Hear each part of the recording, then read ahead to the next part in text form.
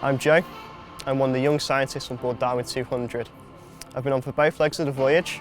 Since our beginnings in Sharpness to our end in London, we are continually recording marine animals and cetaceans. By doing this, we can create a database and a map of where we've seen organisms, their behaviour and what they've been doing around the UK.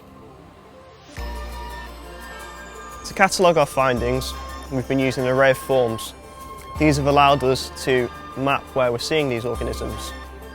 We've been running two types of watches, casual watches and designated searches, both of which provide different forms of information that can be used by relevant organisations and academia.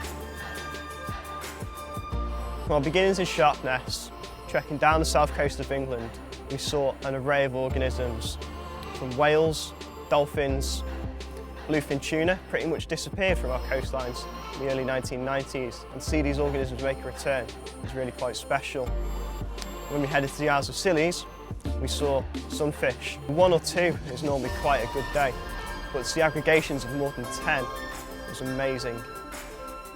The second half of the voyage started in Liverpool. We headed northwards towards Ireland and Scotland, where our cetacean diversity really grew. We saw countless species, from minke whales, bottlenose dolphins, common dolphins and harbour porpoises. We often saw pods exceeding 20 individuals, which really indicates the health of the Scottish waters.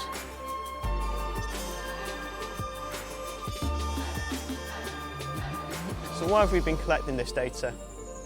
Well, this data is imperative to the future survival and protection of these species. In a world that's ever-changing and facing even more human impact, these animals are going to find it increasingly harder to survive. Some of the things we would love to introduce to the world voyage would be the use of hydrophones. These are underwater microphones that listen out to the noises made by whales and dolphins. We'd also like to introduce cameras on the bow, for instance. We could use these to take photos of dolphins that are riding the bow under the water, many of which will have very much individual markings that can be identified by local organisations and conservation authorities.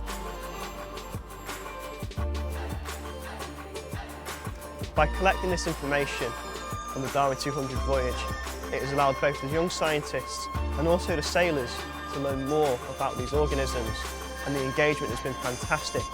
People that wouldn't have necessarily known what to look for with regards to cetaceans and marine animals have learned so much, and this knowledge and understanding can therefore be applied to future conservation and education. To see so many people learn about the wonders of the UK coastline and our impact to these organisms has been really special.